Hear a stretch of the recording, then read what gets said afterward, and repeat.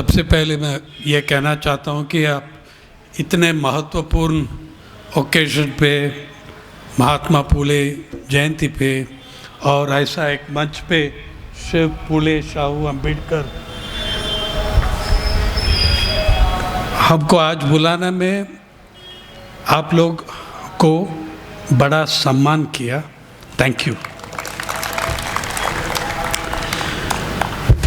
जैसा भाव छासकर जी ने कहा, मैं आजकल एक वेबसाइट चलाता हूँ, उसका नाम है People's Archive of Rural India. 15 भाषा में पब्लिश होता है हर दिन, उसमें मराठी भी एक है। और पिछले एक और जैसा सब्जेक्ट दिया आपने, शेती, शेतकरी, कष्टकरी, पिछले एक महीने हमारा रिपोर्टर्स घूमता ही रहा, बिहार से महाराष्ट्र में, बिहार में, पंजाब में, तमिलनाडु में, ये देखने के लिए कि आज स्थिति क्या है।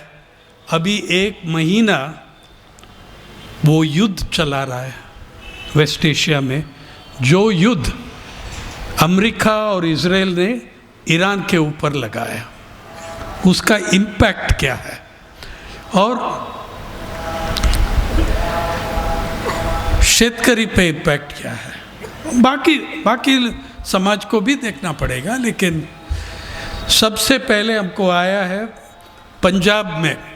आज पंजाब में कहीं भी आपको डीजल नहीं मिल रहा है। क्यों? जब युद्ध शुरू हुआ, देखो ये फसल होने वाला है बैसाखी, 13 तारीख 14 तारीख 13 तारीख को बैसाखी है। फसल थोड़ा डिले हो गया, 2-3 दिन में शुरू करेंगे वो हार्वेस्टिंग।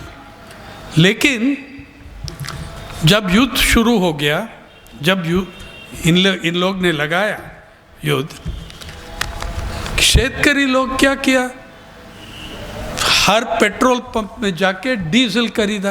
अब क्यों? अगर नहीं मिल सकता है तो, या भाव बहुत बढ़ जाएगा तो क्या करेंगे फसल के लिए, उनका ट्रैक्टर के लिए, रीपर के लिए। और इतने लोग गया कि भाव एटवांस बढ़ गई और बहुत सारा छोटा किसान, छोटा शेतकरी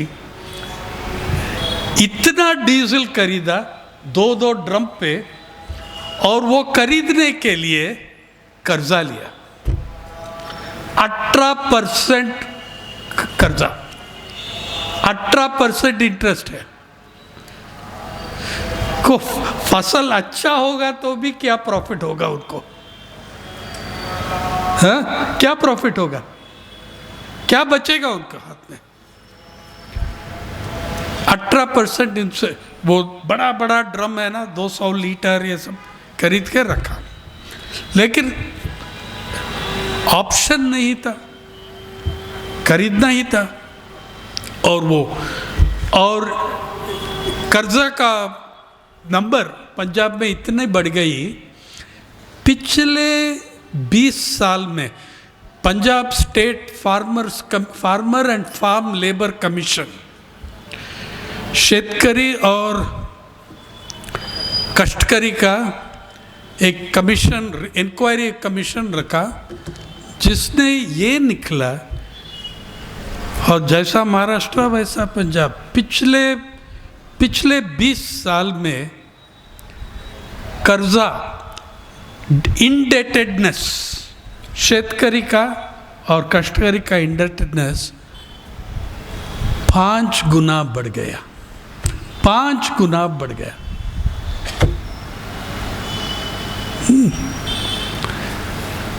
हर 4 साल डबल हो रहे हैं लोन। महाराष्ट्र में भी ऐसा सिमिलर पिक्चर है। और ये 2 दिन में 3 दिन में वहाँ हार्वेस्ट शुरू हो जाएगा। और ये भी है, जो लोग डीजल खरीदा, जो शेतकरी वो डीजल खरीदा, हमको बताया, हमने ये ट्रैक्टर और रीपर्स वो भी कर्जा पे लिया। ये ट्रैक्टर और रीपर वो भी कर्जा पे खरीदा हमने, वो भी लोन पे खरीदा। अगर अभी फसल में कुछ भी गड़बड़ हो, वो ट्रैक्टर भी हमको वापस देना पड़ेगा, कॉन्फिस्केट करेंगे साहूकार। जो बैंक दिया, जो फिनेंशियर दिया, वो कॉन्फिस्केट करेगा आपका ट्रैक्टर।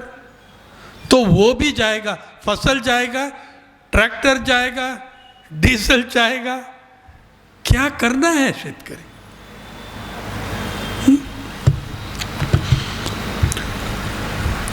देखिए, अभी कुछ दिन पहले मैंने मराठवाड़ा में था और ये खबर मिलके पंजाब से मुझको याद आया, महाराष्ट्र में कैसा चलता है। ये सारे इशू एक बड़ा तस्वीर में लगाना है तो उसका नाम होगा असमानता। और वो फूले महाराज, उनका पूरा जीवन असमानता के बारे में, असमानता के खिलाफ खड़ा था, या जाति असमानता समाज का, या जेंडर असमानता विमेन्स राइट्स का, या क्लास असमानता। देखो हिंदुस्तान में, महाराष्ट्र में कैसा दिख रही है आज। मैंने मराठवाड़ा के बारे में बताया आपको। वहाँ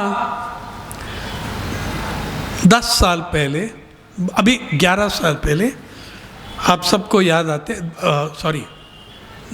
2010, 15 साल पहले, आप सबको याद आएगी, औरंगाबाद में एक बड़ा इवेंट था। दुनिया से बहुत टीवी चैनल सब आ गया। क्यों? एक दिन में औरंगाबाद का अमीर लोग एक दिन में 150 मर्सिडीज बेंज खरीदा। याद है? एक दिन में 150 मर्सिडीज बेंज खरीदा। और क्या भाव में खरीदा, और उनका लोन, गाड़ी का लोन, क्या कर्जा, क्या इंटरेस्ट रेट था वहाँ, वो खरीदा। जो खरीदा लोग, ये क्या, chamber of commerce, Aurangabad chamber of commerce, ये लोग सब ऑर्गेनाइज किया इसको। और क्या हुआ, मर्सिडीज बेंज ने बड़ा डिस्काउंट दिया, बड़ा डिस्काउंट दिया। और उसके ऊपर state bank of India chairman, जो इंडियन बैंकिंग का सबसे महत्वपूर्ण ऑफिशियल है, रिकॉर्ड इंटरेस्ट रेट दिया लग्जरी गुड खरीदने के लिए 7% इंटरेस्ट। सिर्फ चेयरमैन दे सकते हैं, कोई ब्रांच मैनेजर आपको नहीं दे सकते हैं, सिर्फ चेयरमैन दे सकते हैं। 7 औरंगाबाद का अमीर लोग को डिस्काउंटेड मर्सिडीज बेंज पे जब लोन पे खरीदा, 7% इंटरेस्ट लिया। उसी समय मैंने औरंगाबाद जिला में रहा, शेतकरी को इंटरव्यू कर रहा था। एक आदिवासी शेतकरी, हीराबाई फकीरा राठौड़, कन्नड़ तहसील में, वो खरीद रहा था ट्रैक्टर कोई लग्जरी गुड नहीं है, फूड प्रोडक्शन में काम आती है। और बैंक ने हजारों ट्रैक्टर्स को फाइनेंस किया 16% इंटरेस्ट रेट में। 16% इंटरेस्ट रेट में कौन दे सकते हैं 16%? तो मर्सिडीज बेंज के लिए 7% इंटरेस्ट, ट्रैक्टर के लिए 16% इंटरेस्ट, और सैकड़ों, सिर्फ मराठवाड़ा में नहीं, पश्चिम महाराष्ट्र में, विदर्भा में, पूरा देश में हजारों शेतकरी वो ट्रैक्टर वो रेट में खरीद के बैंकक्रप्ट हो गया, बैंकक्रप्सी में गया। बैंकिंग इंडस्ट्री में वो शब्द है ट्रैक्टर बैंकक्रप्सी। ट्रैक्टर खरीद के बैंक, जैसा आप लोग सब जानते हैं बोरवेल बैंकक्रप्सी है। बोरवेल लगाने में बहुत सारा खर्चा होगा, 1-1.5 लाख कम से कम।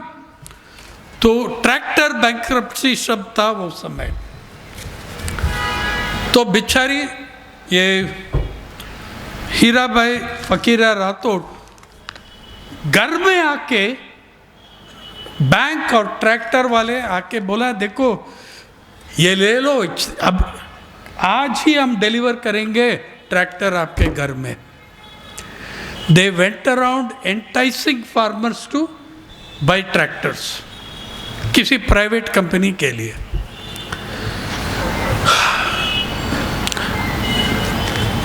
इस पिछले साल मैंने फिर गया 15 साल के बाद और हीराबाई फकीरा राठौड़ को मिला। वो उसने कहा हमने बेच दिया ट्रैक्टर को, उसमें एक 3 लाख लॉस हुआ, सिर्फ जो खरीदा 6,45,000 में 3 लाख में बेच दिया। उसका जमीन भी गया इसलिए कि पेमेंट्स करने के लिए, हाँ 2 एकड़ जमीन उसने दे दिया लीज पे, एक लीज पे दिया, एक बेच दिया। और उन जैसे बहुत सारा शेतकरी हैं जो 16% इंटरेस्ट रेट में लेके ये किया। अच्छा, स्वामीनाथन कमीशन ने क्या रेकमेंड किया? उसने रेकमेंड किया ऐसा जोन होना चाहिए देश में, स्वामीनाथन जी का, कि शेतकरी और कष्टकरी लोग के लिए लोन ऐसा देना है लो इंटरेस्ट या नो इंटरेस्ट, जैसा चीन में हो चुका है, चाइना में हो चुका है। कुछ एरिया से लो इंटरेस्ट लोन, कुछ एरिया है जैसा क्राइसिस है, संकट है, उस एरिया में नो इंटरेस्ट लोन भी दिया है। लेकिन आप लोग को 16%। औरंगाबाद चैम्बर ऑफ कॉमर्स जो करोड़पति लोग हैं उनको 7%। ऐसा पॉलिसी पे चलाएगा तो संकट ही होगा क्या, और क्या होगा? संकट नहीं है तो और क्या होगा आपको? ओके। फिर बिहार से हमको रिपोर्ट आया अभी, हाँ, और एक बिहार से आया है ये रिपोर्ट। जैसा कोविड की समय, पैंडेमिक में, कोरोना वायरस की समय बहुत सारा प्रवासी मजदूर शहर छोड़ के गांव वापस गए, अभी भी चल रहा है फिर, इसलिए कि हमने 4-5 बिहारी प्रवासी मजदूर लोग, जो मेरा होम टाउन चेन्नई में काम कर रहा था, वो बोला देखो हमको चेन्नई में अच्छा पगार मिल रहा था, जहाँ नालंदा से हैं बिहार में, नालंदा जिला, वहाँ पूरा दिन खेत पे लेबर करेगा तो 200-250 रुपये मिलेगा। चेन्नई में कंस्ट्रक्शन लेबर पे 900-950 रुपया मिल रहा था। लेकिन क्या हुआ, और 5-6 लोग एक छोटा कमरा लेंगे, 8 बाई 8 फुट कमरे लेके वहाँ ठीक, और बाहर खाते हैं अभी, और एक एलपीजी का ठीक भी सिलेंडर भी रखा है, लेकिन अभी एलपीजी का सिलेंडर का भाव 3 गुना से 5 गुना, 200-300 रुपया था। हाँ, वो 1 किलो का छोटा वाला था, अभी वो 500 रुपया 600 रुपया में चल रही है। रेगुलर सिलेंडर 3,400, मुंबई में अभी 4,000। अब जाइए देखिए। और उनका एलपीजी हो गया, तो बाहर खाने के लिए कोशिश किया। एक होटल था जहाँ चिकन करी और थोड़ा चावल मिल रहा था 90 रुपया में। 3 दिन वहाँ खाया, भाव 160 रुपया बन गए, 90 रुपया से 160 रुपया बन। ये सब कौन है? ये कष्टकारी है जो बिहार में एग्रीकल्चरल लेबर, और छोटा किसान भी था उसमें, छोटा किसान भी था उसमें, वहाँ सब छोड़ के कंस्ट्रक्शन लेबर कर रहा है चेन्नई में। फिर क्या किया, होटल में नहीं जा सकते हैं, 200 रुपया कौन दे सकते हैं हर मील के लिए, 160 मिनिमम। तो जंगल में जाके फायरवुड चारा लिया और फायरवुड ही लिया। लेकिन वो चेन्नई तो बहुत इंडस्ट्रियलाइज्ड अर्बन एरिया है, नगरी एरिया है, जंगल तो बहुत कम है, वुड भी बहुत कम है। बाकी बाद में छोड़ के बिहार चले गए।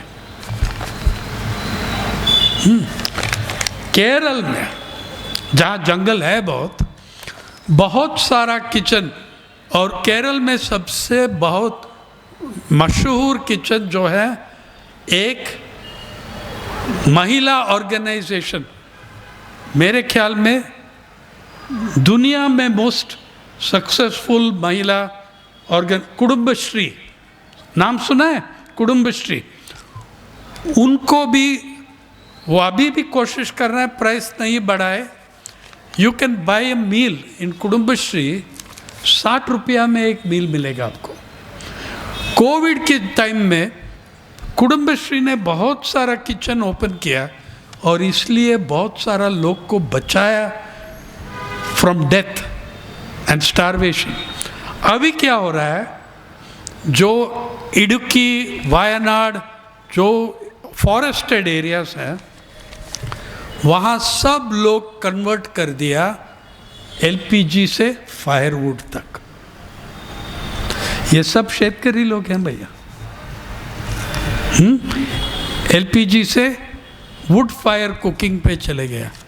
ये शेतकरी हैं या कष्टकरी हैं, सब ये पूरा देश में ऐसा चल रहा है। देखो शेतकरी का स्थिति। और कुछ बहुत अच्छी बात भी हो रहा है, वो बाद में बताऊंगा आप। Back to Maharashtra. ये असमानता की बात मत छोड़िए, it is the most important thing. इस महाराष्ट्र में 2024 जून में दुनिया की इतिहास में सबसे बड़ा शादी लगाया अनंत अंबानी, जिसका शक्ल आपको मिल रहा है न्यूज़पेपर एडवर्टाइजमेंट में, अनंत सेवा। कितना हुआ? $620 मिलियन, मतलब 5,000 करोड़ से थोड़ा ज्यादा एक शादी पे खर्चा हुआ। ये देखिए, मुकेश अंबानी जी, उसका धन दौलत, फोर्ब्स मैगजीन, वो दुनिया में कैपिटलिस्ट का सबसे इम्पोर्टेंट मैगजीन है, वो हर साल कैलकुलेट करते हैं एक एक देश में कितना अरबपति हैं, करोड़पति नहीं, डॉलर अरबपति। दुनिया में मुकेश अंबानी जी पहले 20 वाला अरबपति में आती है। और उसका धन दौलत इतना है, आप नंबर देख, गूगल पे आप नंबर देख सकते हैं।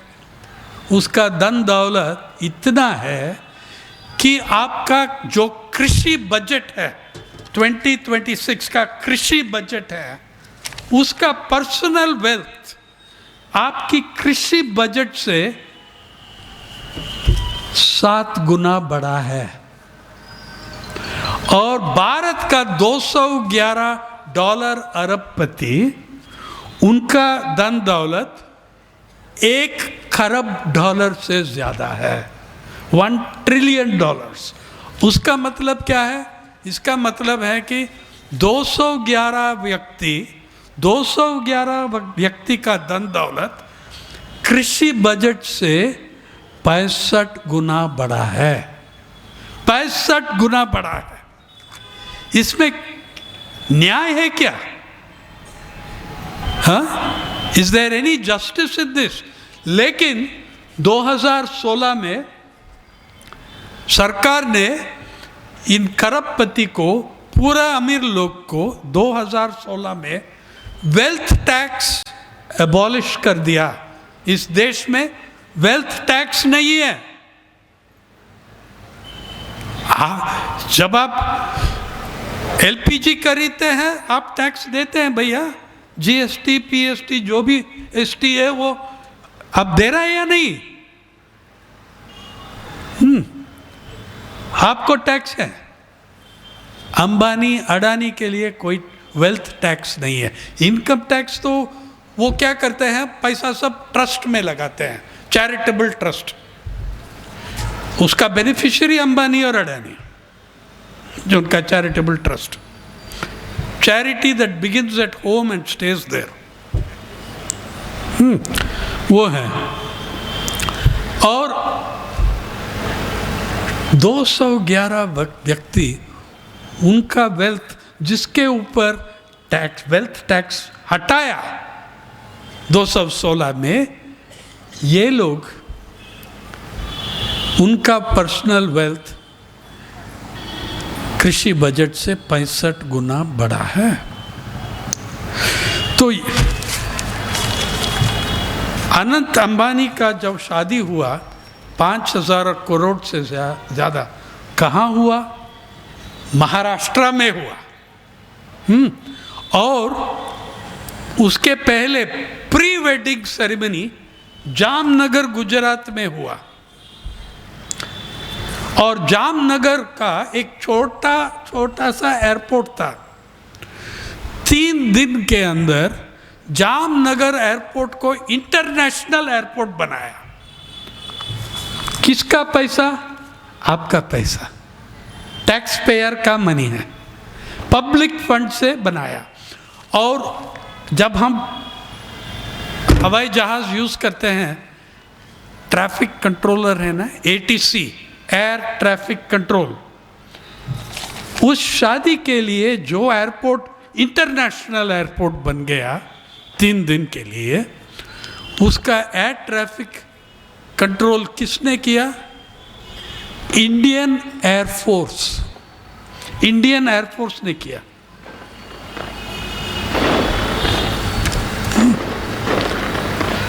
अरे ये ऑपरेशन सिंदूर नहीं है, ये ऑपरेशन लूटमार, पब्लिक मनी में आप कर रहे हैं।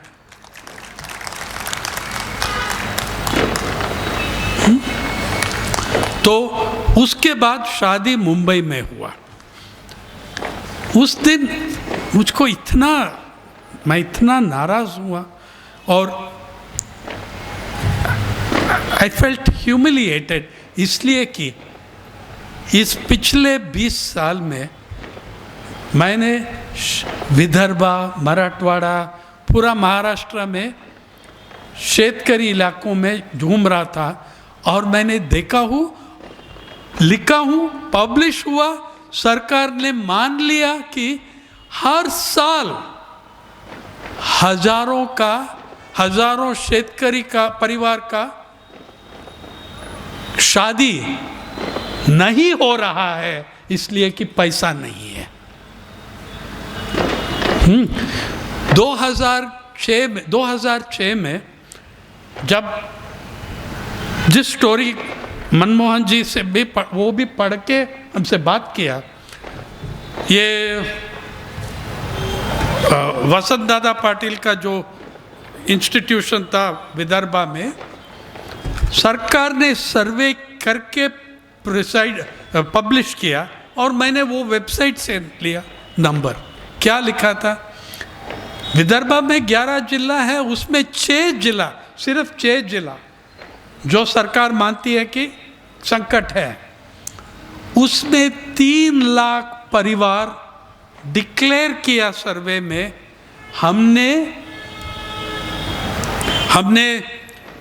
हमारा बेटी का शादी नहीं कर पाए, ना करने वाला है, पैसा नहीं है। इस 20 साल में एक बदलाव आया। उस जमाने में बेटी का शादी नहीं कर पाए, आज बेटा का शादी नहीं कर सकते। हमारा रिपोर्टर जयदीप हर्डीकर, मेरा मित्र और बड़ा पत्रकार है, उसने एक गांव गया विदर्भा में और ये हमने सुना कि ये नौजवान लड़के, उनका शादी नहीं हो रहा है तो मिलेंगे हम। सो जयदीप गया, उस टाइम में मैंने गया और वो लड़की को मिला, इस बार लड़के को मिला जयदीप। एक गांव में गया और उनका एक मित्र को बोला, देखो यार, हम ऐसा कुछ 3-4 लड़के को मिल सकते हैं जिसका शादी नहीं हो रहा है। ये पिछले साल 2025 में हुआ और वो कहा चिंता मत करो, आप आधा घंटा में 1 घंटा में वापस आइए, मैं सब इकट्ठा करके आप इंटरव्यू कर सकते हैं। आधा घंटे के बाद, 1 घंटे के बाद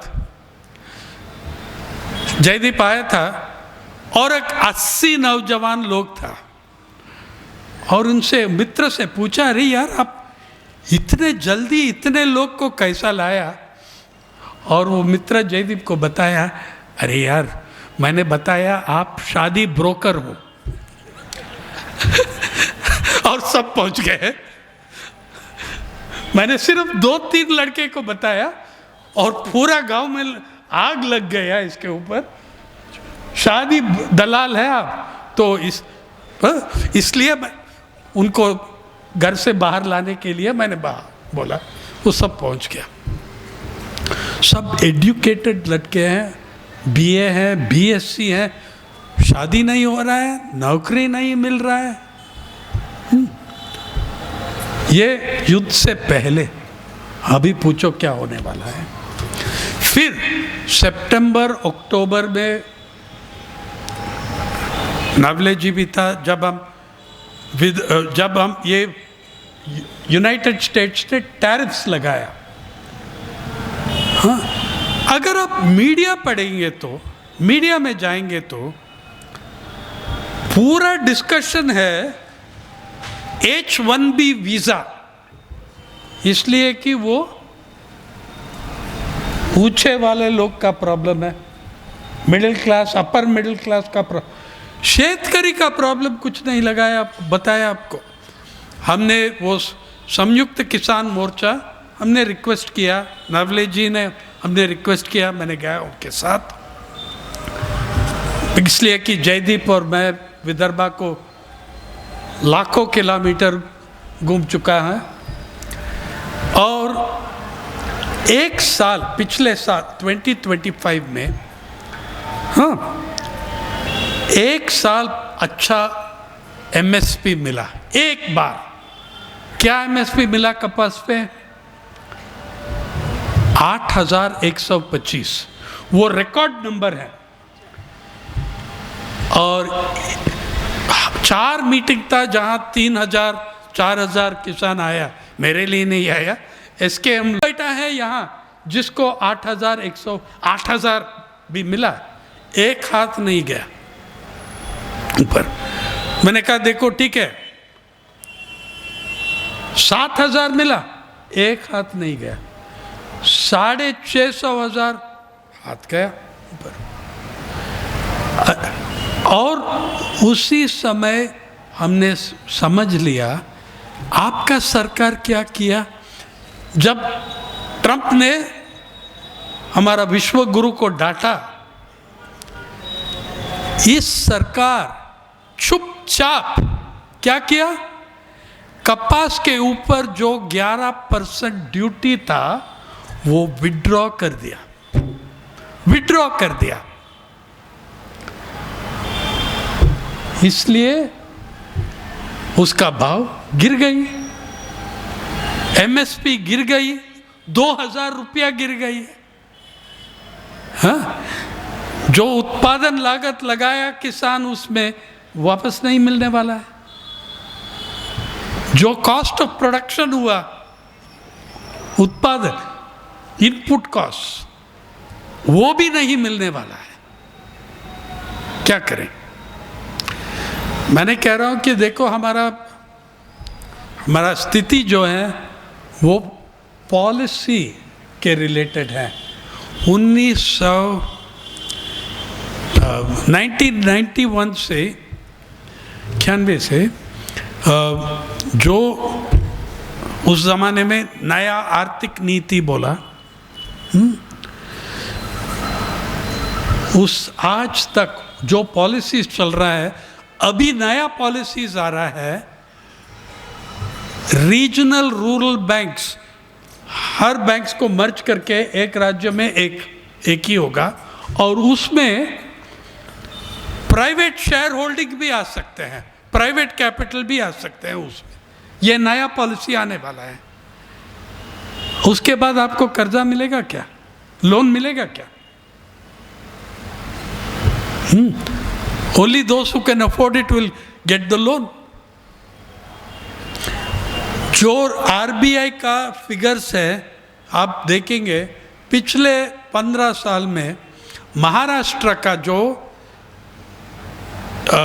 एग्रीकल्चरल क्रेडिट, रूरल क्रेडिट नहीं, एग्रीकल्चरल क्रेडिट, जो पैसा शेतकरी और कष्टकरी के हाथ में जाना था, पूरा महाराष्ट्र का नाबार्ड ने एक हिसाब देती है, potential linked credit plan PLCP, हर राज्य में देती हैं। महाराष्ट्र में अभी 10 साल 12 साल से पूरा कृषि खेती क्रेडिट, उसमें 52% मुंबई, नासिक और पुणे में जा रही है। अरे इस शहर में एग्रीकल्चरिस्ट कहाँ है? शहर में एग्रीकल्चर कहाँ, क्या चल रहा है? जैसा जो ग्रामीण महाराष्ट्र है, जहाँ 55% जनसंख्या इस राज्य का 55% रहती हैं ग्रामीण इलाकों में, रूरल एरियाज में, वहाँ का बैंक, उनका पूरा बैंक्स ग्रामीण महाराष्ट्र में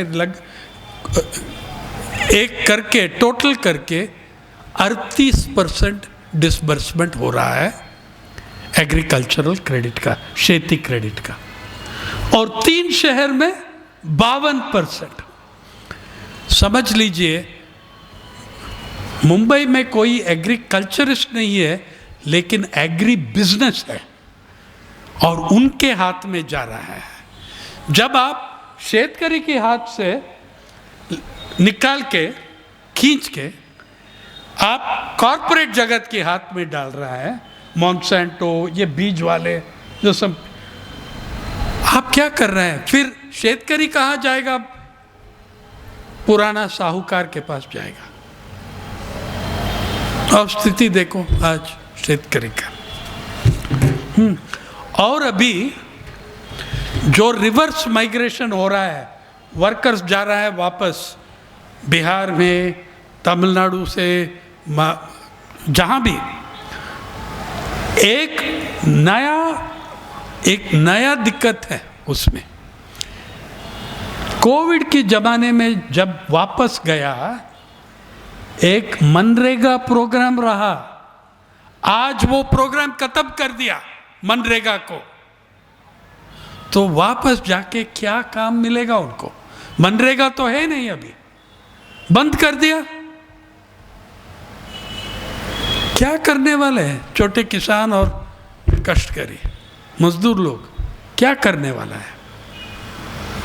और जो हम बहुत साल बोल रहा था मोनसेंटो को, वो सबसे बड़ा बीज वाला कंपनी, सबसे बड़ा बीज वाला कंपनी था कपास में और दूसरी जगह में।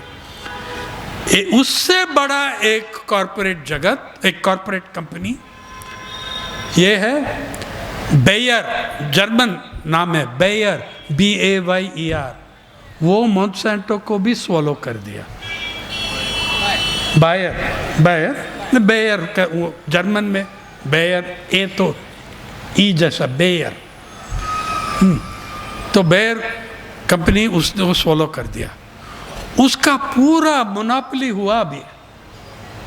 और हमने क्या किया, हमारा सरकार ने क्या किया, हमारा सेंट्रल पूरा खेती का डेटाबेस, इस देश में जितना नॉलेज है, डेटा है खेती के ऊपर, सेंटर में एक डेटाबेस है।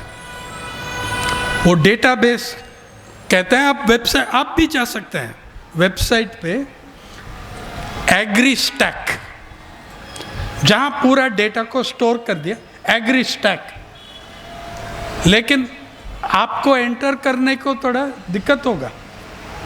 ओनली कुछ सेक्टर्स आप एंटर कर सकते हैं, कुछ सेक्टर्स आप नहीं एंटर कर सकते हैं। लेकिन 2024 दिसंबर में भारत सरकार ने full access, total entry Bayer, Monsanto, Amazon को दिया। आपका शेतकरी का डेटा पूरा एक्सेस कर सकते हैं वहां से,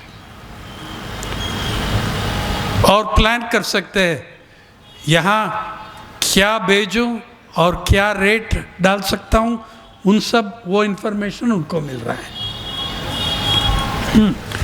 और जब टैरिफ्स आया, टैरिफ्स का हर जगह डैमेज हुआ। ये युद्ध के 6 महीने पहले सितंबर में आया। तमिलनाडु में देखो, ये टैरिफ्स ऐसा नहीं है कि कपास के ऊपर एक टैरिफ है, लेदर के, ऐसा नहीं है। टैरिफ्स ऐसा आती हैं कि category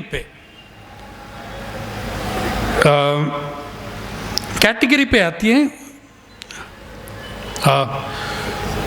textile, garments and apparel. Textile और गारमेंट्स के क्या चीज़ है? कपास। भारत का 90% वही कपासी हैं, तो उसका बहुत नुकसान हो गया। फिर तमिलनाडु में जितना, और कोल्हापुर में जितना छोटा लेदर यूनिट्स था वो बंद हो गया।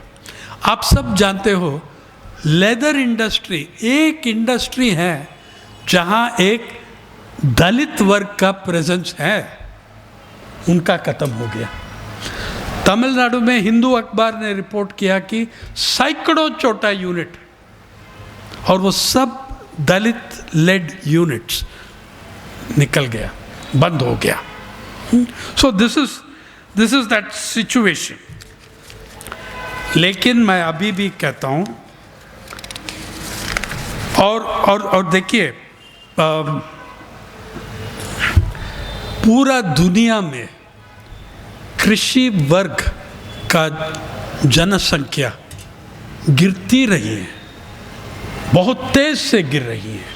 अगर आप हिंदुस्तान को देखेंगे, पहले 50 साल में, पहले 60 साल में, हर सेंसस में शेतकरी का जनसंख्या बढ़ा। 1951, 61, 71, 81 शेतकरी का जनसंख्या बढ़ा। 91 में भी बढ़ा, और उसके बाद बुरी तरह शेतकरी का जनसंख्या गिर रही है, शेत मजदूर का जनसंख्या बढ़ रही है, इसलिए कि कल का शेतकरी आज का मजदूर है, आज का मजदूर बन गया। 1991 और 2001 का सेंसस में 10 साल में, सेंसस का नंबर है, 7.2 लाख शेतकरी कम हो गया जनसंख्या। 2001 और 2011 के बीच में 7.7 लाख, मतलब 15 लाख शेतकरी खेती को छोड़ दिया। मतलब अगर आप एवरेज गिनते हैं, हर दिन 2000 से ज़्यादा शेतकरी खेती छोड़ रही हैं।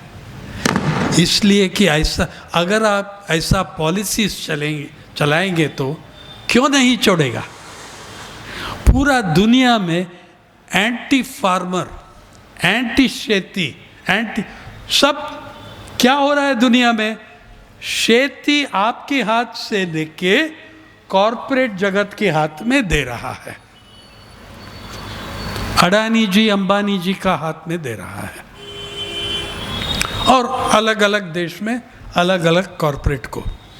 और पूरा दुनिया में शेतकरी वर्ग का जनसंख्या कम हो रही है।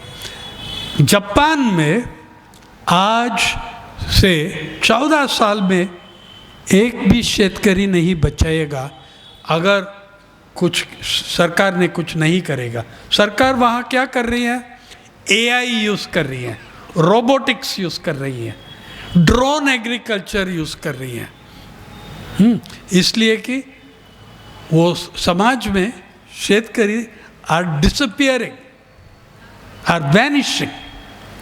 USA में 1965 में 30% जनसंख्या खेती से कुछ कनेक्शन था, आज 1% से कम है, 1% से कम है। यूरोप में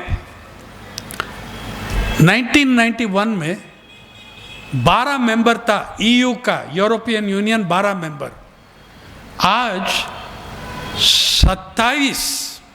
27 देश मेंबर्स हैं उसमें। लेकिन इस 27 देश में कितना शेतकरी है, वो 12 देश में जितना था उससे बहुत कम है। ये देखो, मैं आपको ये कह रहा हूँ कि पिछले 10 साल से मैं ये कह रहा हूँ, ये कृषि का संकट नहीं है अभी, ये सभ्यता की संकट है। It is a civilizational crisis. How do we stop this? और मैं आपको ये कहता हूँ, भारत में कृषि का भविष्य हमारा किसानों और मजदूरों को हाथ में है, और वो उसका एविडेंस दिया जब 2 लाख किसान वो आंदोलन पे गया दिल्ली के द्वार से बाहर, और सरकार का पॉलिसी हटाया, फोर्स किया सरकार को वो 3 कानून वापस लो। वो 3 कानून क्या कर रहा था, वो 3 कानून में यही हो रहा था कि आप शेतकरी के हाथ से निकाल के कॉरपोरेट जगत में दे दो। अगर आप वहाँ गए, I am very proud, Maharashtra से, सिर्फ नासिक जिला से 2000 से ज़्यादा और पूरा महाराष्ट्र से 3000 से ज़्यादा शेतकरी यहाँ से जाके ट्रक में जाके दिल्ली और शाहजहांपुर राजस्थान में बैठ के महीने भर उनको सपोर्ट किया वो आंदोलन को।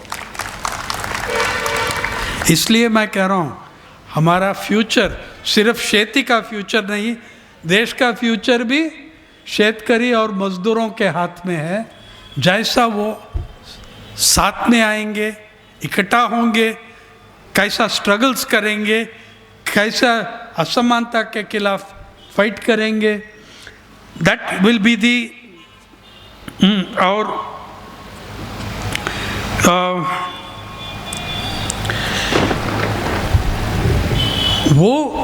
वो आंदोलन जो हुआ, आपका मीडिया ये नहीं कहा। जब वो मैंने 500 कैंप में गया, शाहजहांपुर, टिकरी, सिंघू, ये सब, हर जगह में नारा जो लगा रहा था, 3 नारा में एक होगा, down with Ambani, down with Adani. लेकिन आपका मीडिया आपको कुछ नहीं कहा इसके बारे में, टेलीविज़न में कुछ नहीं दिखाया, इसलिए कि आपका मीडिया और टेलीविज़न कौन ओन करते हैं? वही कॉरपोरेट जगत ओन करते हैं उनको। तो ये, लेकिन वो शेतकरी वर्ग हमको क्या दिखाया? उसने हमको ये शब्द का मतलब, ये शब्द का समझ हमको दिखाया। वो शब्द है स्ट्रगल, रेजिस्टेंस, ये दिखाया हमको, और पूरा देश को सबक सिखाया। मैं आपको देखो, ये जो हो रहा है वो पूंजीवाद का तर्क है। It is the logic of capitalism. ऐसा ही होने वाला है। ये नहीं है कि और कोई आएगा, सरकार में बदल जाएगा, ये पार्टी वो पार्टी। बदलेगा जब हम लड़ेंगे, तभी बदलेंगे। और आपने एक्सपीरियंस देखा, जब पूरा देश का किसान रिप्रेजेंट करके 2 लाख किसान वहाँ खड़े होके दिल्ली में, देखो उससे पहले पिछले 30 साल में सबसे बड़ा स्ट्रगल जो हुई, वो हुआ यूनाइटेड स्टेट्स में, ऑक्यूपाई वॉल स्ट्रीट। 8,000-9,000 नौजवान लोग, अच्छे लोग, एक पार्क को ऑक्यूपाई किया वॉल स्ट्रीट में। वॉल स्ट्रीट दलाल स्ट्रीट का बाप है वो, वर्ल्ड ग्लोबल स्टॉक एक्सचेंज। और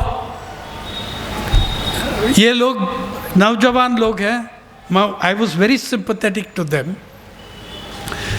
स्ट्रगल किया। 9 हफ्ते के बाद मेयर ऑफ न्यूयॉर्क पुलिस को कहा, हटा दो वो साले, हटा दो वहाँ से। 24 घंटे में हटा दिया। 9 हफ्ते के बाद वो स्ट्रगल, वो आंदोलन खत्म हो गया।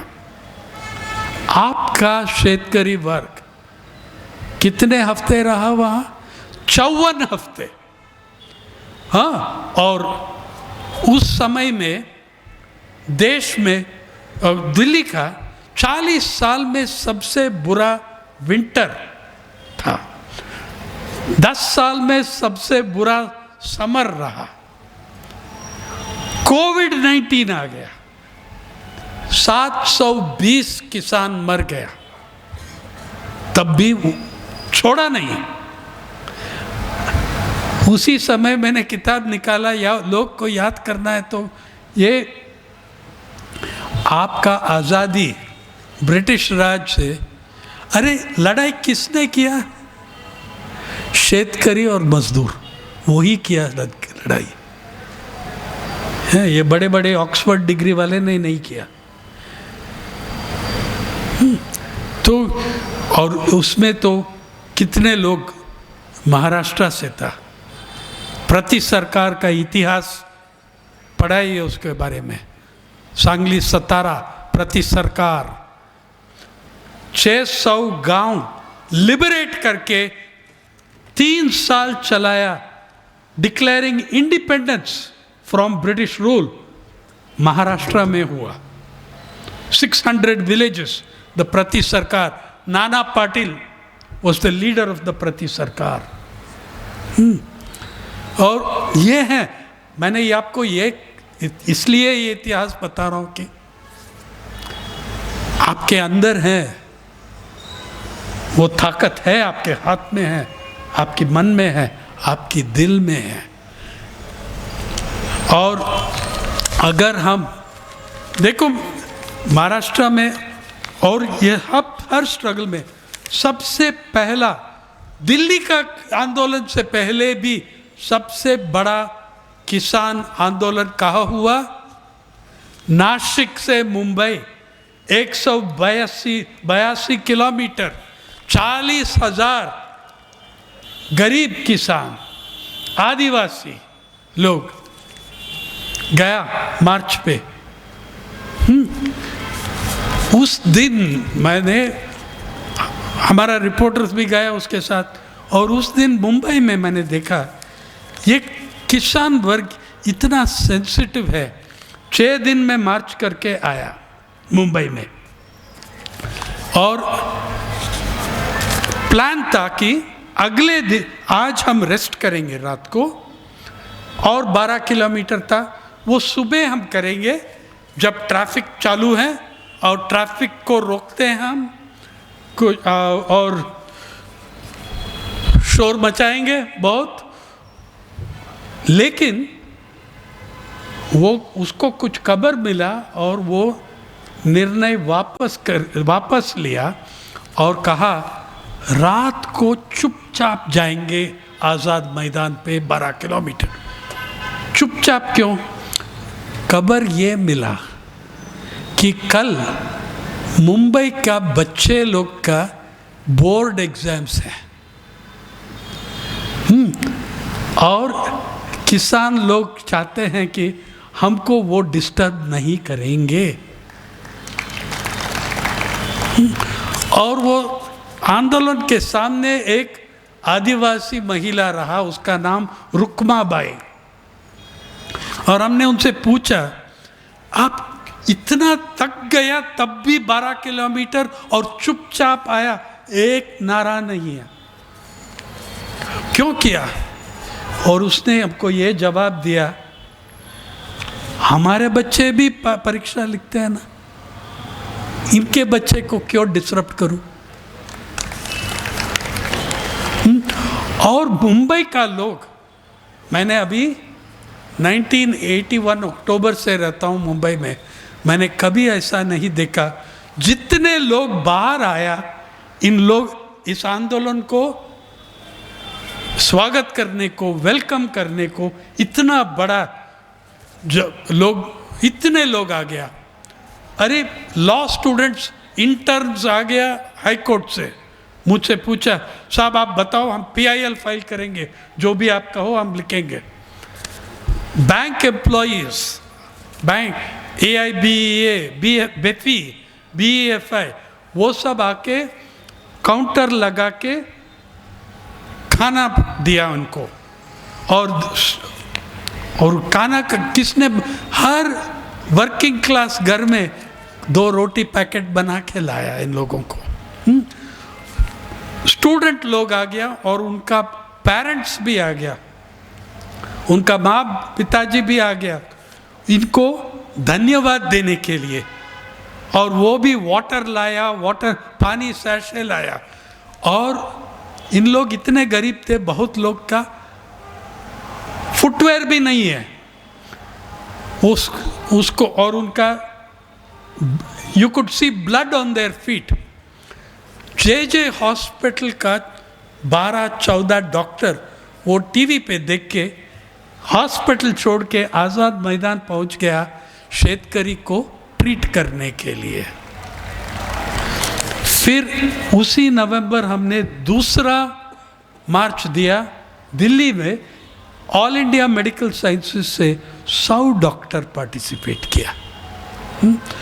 ये एकता, ये यूनिटी, ये करके मैं समझता हूँ कि किसान, शेतकरी और शेत मजदूर वर्ग किसी भी सरकार को, किसी भी कॉरपोरेट जगत को आप लड़के जीत सकते हैं, और मेरे ख्याल में ज़रूर जीतेंगे। धन्यवाद।